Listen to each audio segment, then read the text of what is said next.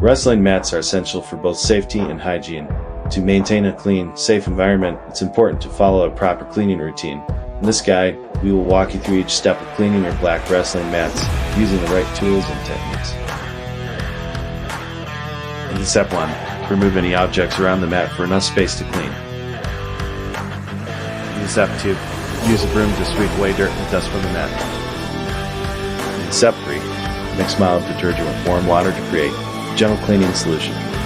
In step 4, dampen a cloth or sponge and gently scrub the mat surface. In step 5, spray water evenly to rinse off soap and dirt from the mats.